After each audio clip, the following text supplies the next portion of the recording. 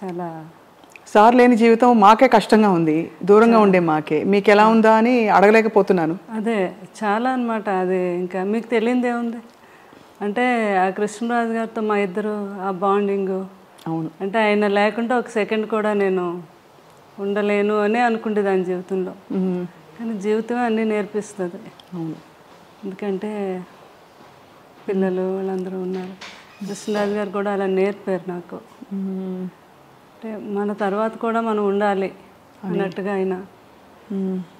బాధనైతే చాలా రోజుల వరకు చాలా సఫర్ అయ్యాను నేను. సఫర్ అయ్యారా? అవును. ఎందుకంటే ఎలా అయితే కృష్ణరాజు గారు అంటే ఇష్టం భార్యాభర్తలకు అందరూ ఉండొచ్చు, కానీ అందరి మీద నాకు కొంచెం ఇంకా ఎక్కువ ఇష్టం. ఏంటో చెప్పలేను అది. అది ఆయన ఉన్నంతసేపు కింద ఇక్కడ కూర్చొని ఆయన కబుర్లు చెప్పి భోజనం చేసి అంతా వెళ్ళి పడుకునే వరకు కూడా మేడ మీద కూడా వెళ్ళేదానికి కాదు నేను. ఆయన పడుకునే టైంలోనే నేను షాపింగ్కి వెళ్ళాలన్నా ఏమైనా చేసుకున్నాను. అసలు ఆయనతో ట్రావెల్ తప్ప ఆయన వదిలే చుట్టాలు బంధువులు కొంతమంది కొన్ని అకేషన్స్ కూడా నాకు అసలు వెళ్ళలేదు. కృష్ణరాజు గారు అనేవారు, ఏముంది నేనే రావాలి, నువ్వు వెళ్ళొచ్చు కదా అంటే. నా జీవితం ఆనందం మీతోనే. నేను వెళ్ళి ఆనందంగా అక్కడ ఏదో మీరు అనుకుంటారేమో, నేను వెళ్ళి కూడా అక్కడ ఆనందంగా ఉండలేను. మీతో అయితేనే నా ఆనందం అని. మనసంతా ఆయన దగ్గర ఎప్పుడు, అయినా ఎప్పుడు అట్లా. నాకు మరి కృష్ణరాజు గారు అంటే జీవితంలో ఆయన ఇప్పుడు నన్ను బాధ పెట్టలేదు. లేదా నచ్చే విధంగానే అంత హ్యాపీగా అంత మంచి జీవితం. నాకు కృష్ణరాజు గారి మీద ఎప్పుడు కోపం రాలేదు. నాకు ఫస్ట్ టైం కోపం వచ్చింది ఏంటంటే ఆయన నన్ను ఎందుకు వదిలి వెళ్ళిపోయారు అని. అయ్యో, అంతే కదా మరి. అది మాత్రం మీ అందమైన ఫోటోలు చూస్తేనే అర్థమవుతుంది ఎంతటి అద్భుతమైన దాంపత్యం మీ ఇద్దరిది అని. ఎందుకంటే నిన్న కూడా అక్కడికి వెళ్ళడం జరిగింది. ఆమె కవితా గుట్ట అని సారీస్ ఆమె అంటున్నారనమాట, మేడం మేము పెళ్ళిళ్ళు కొన్ని ప్రోగ్రాములు పెళ్ళిళ్ళు అవి చూస్తున్నప్పుడు కృష్ణరాజు గారు శ్యామలాదేవి గారు వస్తారు అనడం కోసం ఛానల్ ఓపెన్ చేసి చూసేవాళ్ళం. మీ ఇద్దరిని చూస్తే మాకు ఎంత ఆనందం అనిపించేది అని. అంటే ఎక్కడికి వెళ్ళినా ఇద్దరు ఒక్కరే, ఒంటరిగా ఎప్పుడు అయినా వెళ్ళలేదు, నేను వెళ్ళలేదు. అదే అదే అలా అలా ఆ జీవితం అలా గడిచిపోయింది అంతే. అవునండి, అవును. అంటే ఎలా ఎలా మీరు యాక్చువల్లీ ఎలా వచ్చారు కృష్ణరాజు గారు మీ లైఫ్లోకి, మీరు వారి లైఫ్లో? అంటే కృష్ణరాజు గారు సిస్టరు, మాకు మా సిస్టర్ కజిన్ సిస్టరు ఇద్దరు తోటికోడళ్ళు అనమాట. ఓహో. అట్లా కృష్ణరాజు గారు జీవితంలో అనుకోని సంఘటన సీతాదేవి గారు అలా అవటం. కృష్ణరాజు గారికి ఏంటంటే చిన్నపిల్లడి మనస్తత్వం. ఎవరికైనా మీరు వచ్చారంటే స్వప్న ఏం తింటావు, ఏంటి మంచినీళ్ళు తాగుతావా, భోజనం, అలా అందరి ఆకలి ఆయనకు తెలుసు, కానీ ఆయన ఆకలి ఆయనకు తెలియదు. ఎవరో ఒకరు అనుకుంటే ఆయనకి ఏమిటి టైం అవుతుంది భోజనం పెట్టి అలా తల్లిదండ్రులు చూసుకుండేవారు. తర్వాత వైఫ్ సీతాదేవి గారు అలా అనమాట. ఆ సీతాదేవి గారిని కోల్పోయాక ఆయన చాలా డిప్రెషన్. అది తండ్రి గారు తెలుసుకొని, లేదు బాబు లైఫ్లో మళ్ళీ మనం బాబుకు పెళ్లి చేయాలి, లేకపోతే అతను అందరినీ చూసుకుంటాడు కానీ అతను చూసుకునే వాళ్ళు ఉండాలి అని అప్పుడు చుట్టాల ద్వారా పెళ్లి చేయాలని, ఎవరైనా మంచి అమ్మాయి బాబుని చూసుకునే అమ్మాయి అంటే అప్పుడు మా కజిన్ సిస్టర్ వాళ్ళ తాలూకా వాళ్ళంతా తనైతే బాగా చూసుకుంటుంది, చాలా మంచి అమ్మాయి అని చెప్పడం జరిగితే అట్లా అనమాట రిలేషన్. తర్వాత కృష్ణరాజు గారు కూడా అంటే ఏజ్ గ్యాప్ కూడా ఉంది. తర్వాత ఏమో పూర్వకాలంలో పిల్లల్ని గట్రా అడగకుండా చేసేస్తారు కదా అని సపరేట్గా మళ్ళీ వాళ్ళ కజిన్ బ్రదర్ నన్ను సపరేట్గా పంపించారు. నాకు నిజంగా ఇష్టం అవునా కాదా, వాళ్ళ మదర్ ఏమైనా ఒప్పించేస్తున్నారా అని. ఎంత ఏజ్ గ్యాప్ ఉందండి మీకు సార్కి? 28 years. 28 years.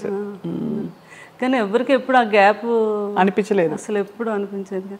ఇంకా కొన్ని కర్ణాటక అవన్నీ వెళ్తే వాళ్ళు, మేడం మీది లవ్ మ్యారేజ్ అని అడిగేవారు అనమాట వాళ్ళు.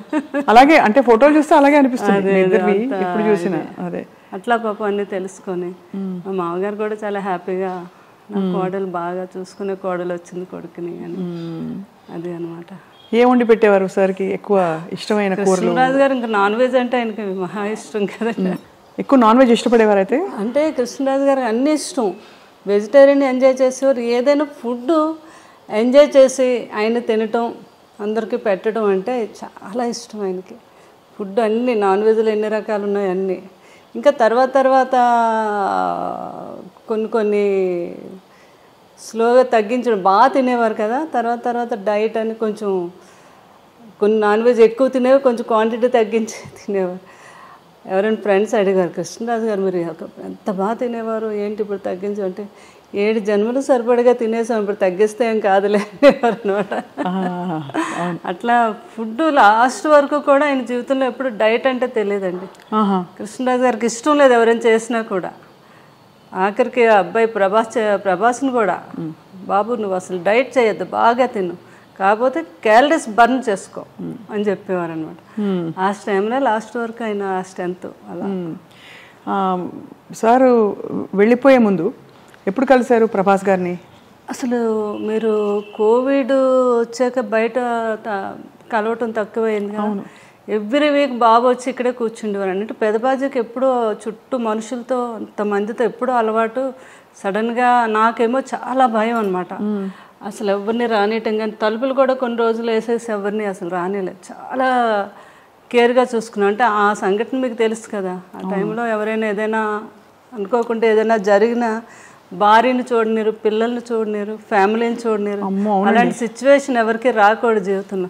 అట్లాంటిది కృష్ణరాజు గారిని ఎంతలా చూసుకోవాలి అని నేను పూర్తిగా. బాబు కూడా పెదనాన్న గారిని ఎవ్రీ వీక్ వచ్చేవారు. వచ్చే ముందు 3 days ముందు కోవిడ్ టెస్ట్ చేయించుకొని అయినా అప్పుడు రిజల్ట్ వచ్చాక వచ్చి పెదబాధ్యతో ప్రతిసారి అంతే. అంత జాగ్రత్త పడ్డారు. అంత జాగ్రత్త, చాలా జాగ్రత్త పడ్డాం అనమాట.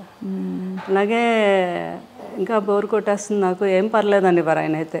నేనైతే మంచిగా యోగా చేస్తాను, ప్రాణాయామం ఏం చేస్తాను కదా, నాకే కోవిడ్ రాదని. అయినా మనకు భయం ఉంటుంది కదా, నేను ఒప్పుకునేదాన్ని కాదు. అప్పుడు బాబు బోర్ కొట్టేస్తుంది అన్నారని ఇక స్పెషల్గా ఫ్లైట్ వేసి ఒక 2 months హ్యాపీగా ఎంజాయ్ చేయండి అని మమ్మల్ని అక్కడికి మాల్దీవ్స్ పంపించారు. అక్కడ వెళ్ళి ఒక 1.5 months బాగా ఎంజాయ్ చేసి వచ్చారా? మీరు వెళ్ళారు? మేము అందరూ. కృష్ణరాజు గారు బాగా ఎంజాయ్ చేశారు అక్కడ. ప్రభాస్ గారు కూడా వచ్చారా? బాబు రాలేదు, పెదనాన్న గారిని మా అందరు ఫ్యామిలీని పంపించారు అనమాట. వెళ్ళి ఫుల్గా అక్కడ ఎంజాయ్ చేసారండి పెదబాజీ. మీరు బోర్ కొడుతుంది అంటున్నారు కదా అని. అట్లా పెదనాన్న గారిని, బాబు కూడా లాస్ట్ టైంలో లక్కీగా బాబు కూడా ఎక్కడికి వెళ్ళలేదు, విదేశాల్లో ఎక్కువ వెళ్ళిపోయేవారు. అదే ఆ కృష్ణరాజు గారు చేసుకుని. కృష్ణరాజు గారు ఎప్పుడు అనేవారు, ఏ మనిషి అయినా ఎన్నాళ్ళు బతికినా బతకచ్చు, కానీ వెళ్ళిపోయే ముందు మాత్రం ఎప్పుడు తన ఫ్యామిలీ ఎప్పుడు తన చుట్టూ ఉండాలి. అలాగే అప్పుడే మనిషి లాస్ట్ జీవితం తను ఆనందంగా వెళ్ళినట్టు అని చెప్తూ ఉండేవారు ఎవరితోనని. ఆయన అనుకున్నట్టుగానే అందరం పిల్లలు, నేను కరెక్ట్గా బాబు కూడా పెదనాన్న గారి దగ్గరే ఉన్నారా? అందరూ ఉంటుండగానే.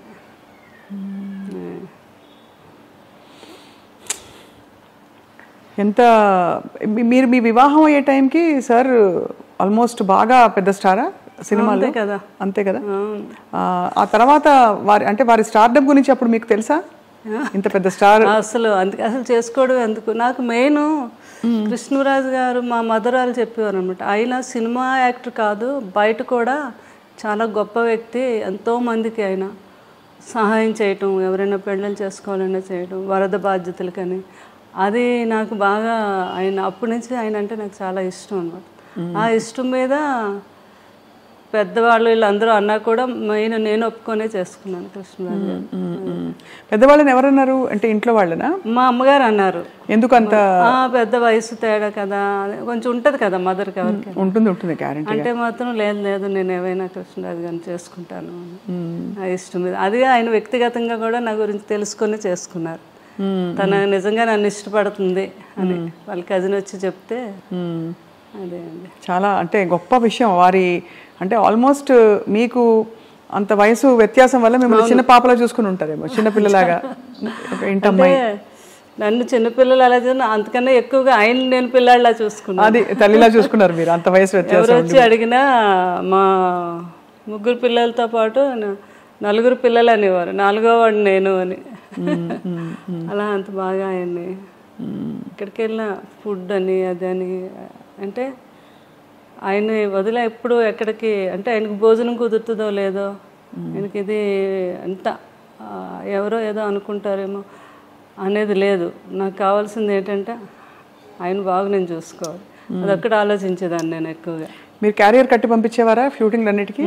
బాగా పెద్ద క్యారియర్, అందరూ ఓల్డ్ మంది ఉంటారు. అది ఎప్పుడు క్యారేజ్ వస్తుందా అని అక్కడ మేడం ఎప్పుడు పంపుతారని ఏదో చూస్తూ ఉండేవారు అక్కడ. అందులో మీ రాజుల వంటకాలన్నీ కూడా చాలా రుచిగా ఉంటాయి కదా. చేపల పులుసు, బిర్యానీ, రొయ్యల కూర, అన్ని టేస్టే. అందులోకి ఈ సీజన్లో వచ్చే పులుసు, చేప పులుసు అంటే అవునవును చాలా కృష్ణరాజు గారికి, ప్రభాస్ గారికి ఇద్దరికి ఇష్టం అండి. ఇంకా ఈస్ట్ వెస్ట్లో మంచి చేప పడింది అంటే మన ఇంటికి వచ్చేయాలి. అది కృష్ణరాజు గారు ఏమో, నాకు కృష్ణరాజు గారే నేర్పించారు. మాకు అటు ఆంధ్ర సైడు ఆ పులుసు చేప అది అంత తెలియదు మాకు. మాకంతా అటు సీ ఫుడ్ ఎక్కువ అలవాటు మాకు. మాకు అటు అదే అలవాటు అనమాట. ఏది వంజరం చేపని, కోనేం చేపని, ఆ టైప్ ఆఫ్ మేము ఎక్కువ. కానీ ఇటు రాజుగారి వాళ్ళు అయితే ఇంక అన్నీని వాళ్ళకి ఏ సీజన్లో ఏ ఫుడ్ వస్తుందో ఆ సీజన్ ప్రకారంగా తిన్నాం. అది ఈ సీజన్లో వస్తుందండి పులుసు అని, చాలా ఫేమస్ అది. అవును, అది ఆ తండ్రి కొడుకులు ఇద్దరికి ఇష్టం. ఆ కృష్ణరాజు గారు నాకు నేర్పించారు అది ఎలా చేయాలి ఏంటి. బాబుకి పులుసు చేయాలి అంటే ఇంకా ఆయన హడావిడి చూడాలి అనమాట. పెద్దబాజీ ఈరోజు నాకు చీట్ డే, ఈరోజు తినేస్తాను అంటున్నప్పుడు డైట్ చేస్తారు కదా, అంతే. ఇంకా పులుసు చేప తయారు చేపించేసి అది ఒక వీడియో కూడా చేశాను నేను అప్పుడు. ఏంటంటే రుచి చూసేవారు కాదు, స్మెల్ ఉప్పు సరిపోయిందా లేదో వాసనతో చెప్పేసి ఉప్పు సరిపోయింది. అదే సంపూర్ణమైన అన్ని సంపూర్ణమైన జీవితం అంటే కృష్ణరాజు గారేనండి. బాబు కూడా అదే అంటారు, అబ్బా ఎవరికైనా కూడా అలాంటి జీవితం రావాలి అంటే ఎన్ని ఉడుదుడుకులు ఉన్నా ఏమున్నా మనిషిలో కళ్ళల్లో కనబడడం ఎప్పుడా హ్యాపీనెస్. ఎవరైనా వస్తే భోజనం పెట్టడం. ఇంకా ఏంటంటే ఆయన ఫ్రెండ్స్ వాళ్ళు లండన్ డాక్టర్స్ అందరూ ఫ్రెండ్స్ ఎప్పుడైనా ఇండియా వచ్చినప్పుడు, హైదరాబాద్ వచ్చినప్పుడు కృష్ణరాజు గారు మీ ఇంటికి వస్తున్నానంటే ముందు వాళ్ళని అడిగి తెలుసుకుండేవాళ్ళు, మీరు ఏం తింటారు, మీరు మటన్ ఇష్టమా, మీకు చికెన్ ఇష్టమా, అలా అవి వాళ్ళకి ఇష్టాన్ని తెలుసుకుని అవి నాతో తయారు చేయించి పెట్టించి ఆయనే స్వయంగా వడ్డించాలి. మళ్ళీ కొంతమంది కాంబినేషన్, మా ఇంట్లో బిర్యానీ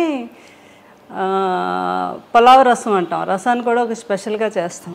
ఆ కాంబినేషన్ చాలా బాగుంటుంది, పులావు రసం కలిపి. చాలా మందికి తెలియదు కదా. అవునవును. ఆయన తిని ముందు కొంచెం పులావ్ వేసుకోండి, అందులో కొద్దిగా చేపల పులుసు వేసి ఇంత రసం వేసుకొని తినండి అంటే ఆ టేబుల్ మీదే వాళ్ళకి వంట అక్కడికక్కడ తయారు చేసి పెట్టేవారు అనమాట. అంత ఇష్టం పెట్టడం, అంత ఇష్టం, అంత ఇష్టం అండి. వాళ్ళు తింటూ ఉంటే ఆ కళ్ళల్లో ఆనందం అసలు మామూలుగా కాదు.